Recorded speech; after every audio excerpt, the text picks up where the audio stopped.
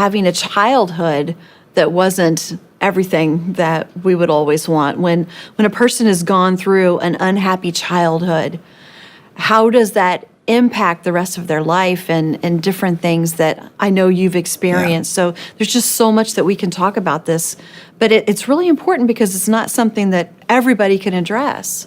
Well, obviously, part of the answer depends on what they went through, how long it was, how devastating it was. My father sexually abused me.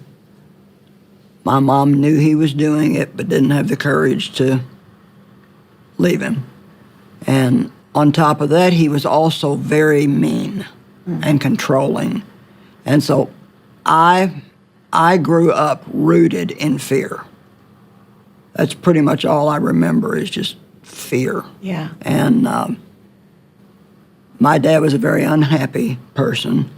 And so one of the things that I know that I really missed, that I think still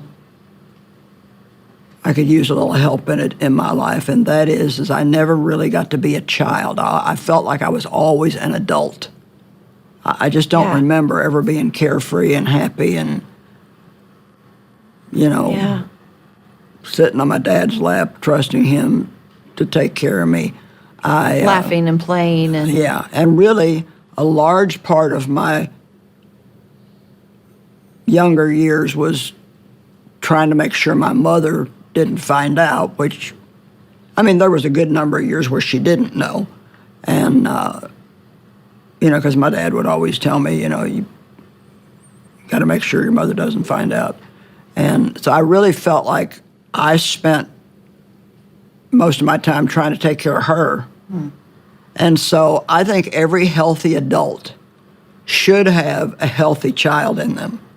So we can do our responsibilities, but we can also have a lighthearted attitude and know how to have fun. So how do you have that? How do you find that if you've never experienced it in your life? Well, I think I'm still learning. You first of all, as you know, I almost worked myself to death because I felt like that gave me value. And my dad seemed to be happier with me when I was working than if I was playing. I remember getting in trouble for laughing if he didn't want to hear laughter. And I think there's deep things in you that only God can heal. And I am already, my personality would lend itself more toward being serious. And then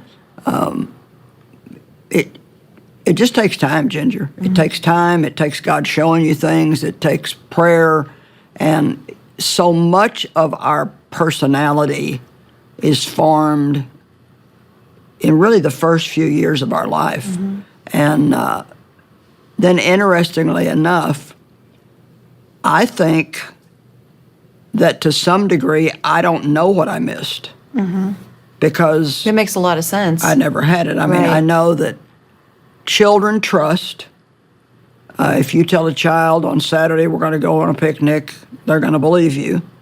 But I couldn't trust, because I was afraid. And so I had difficulty trusting for a long time. I trusted myself more than anybody else. It's like, well, nobody else is going to take care of me, so I better do it. And but I think in some ways I don't know what all I missed. Yeah. Do you find that God can help you kind of reclaim some of those things that you missed? Yeah. Whether it's through your own children and seeing that with them, or I don't know what it may be, but... Well, I was never real big on playing with my kids. For like getting down the floor and playing with them. I took good care of my kids, but I've never had a lot of play in me. And I'm still learning. I believe that God restores everything we've lost. But I had so many problems from the abuse. So many. There were so many roots and rootlets, and I think I've been in a continual healing pattern from the time I really turned my life over to Christ. And I just let him bring up different things, and we've taken a stab at, helping me be more childlike, and I've made progress. I've definitely made progress, but I'm not saying I've seen that you be there- childlike yeah. before. And I'm not. I'll goof around now and Yeah, in a good way. Yeah, and have more fun. But you tell me, as someone who had a really good childhood, what did you get that somebody like me would probably be missing? I think one of the biggest things for me was a natural understanding of a loving Heavenly Father, because I had a loving earthly father who set an example. So I think that was huge. And like you said, faith and trust. And I've kind of had to learn the opposite. I've had to learn that you have to be cautious at times, that not everything is safe. Right. And so we all have different things to learn. But whatever our upbringing is, God is always in the midst of it to take us where he wants us to go. It's not always what he wanted it to be as things were happening. But I know in your life that there were many things that happened that God is now using to help so many other Right. people. Yeah. So it's so difficult to say what And I that's didn't part have, of but I God gained. That's part of what God's redemption. Exactly. He's redeeming it. Yeah. By letting it not go to waste. Right. I always like the miracle where Jesus had just a little bit of bread and a few fish, and he fed thousands of people, but there were 12 baskets of fragments left over. More than enough. Yeah, and I love the fact that he told the disciples, gather the fragments so that nothing is lost and wasted. And so I think the fragments of anyone's life, if you feel your life has been fragmented and torn apart and there's nothing left but little pieces and you don't even know how to put them back together, you can trust God to use them. And that's part of the redemption that the devil absolutely Oh, that's beautiful. despises. Yeah. And you said you always knew that you were loved. And see, that was something, I spent a long time with God learning how to accept his unconditional love. And the other thing that happened with my dad that was so devastating was he seemed like he was always mad about something. And you never knew who at or why, and you could do something one day and it would be fine. The next day you could do it and get in trouble for it. And so I went through a lot of that, is God mad at me? Or just a general feeling that, I probably did something wrong. I would tiptoe around the house, so to speak, not in reality, but just like being so careful not to make my dad mad. And so I spent a lot of years in my relationship with God like that. But I've come through that. I'm comfortable with God now.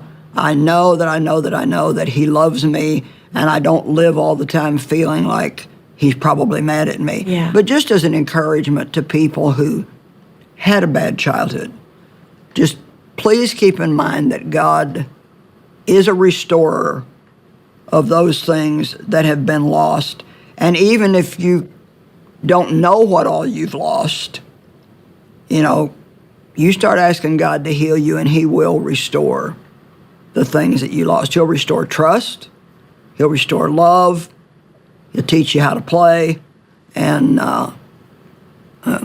another thing about children is they forgive very quickly. They don't, they can be so mad at a friend. And they're best friends again very soon. And 2 seconds later, they're best friends again. And so that's another thing that I think God's restoration can help, is you don't have to hold grudges against people. Yeah. I love that thought of restoration, that whatever our past has been, God is in the business of our future. Right. And using it for our good and for his as well. And he uses everything we give him.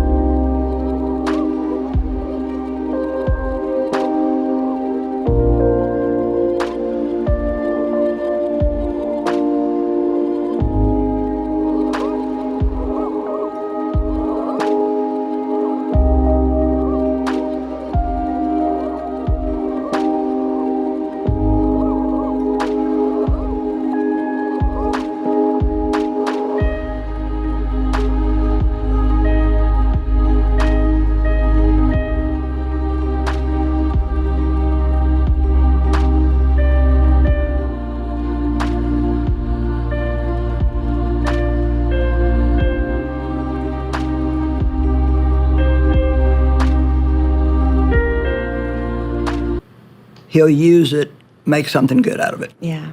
Thank you.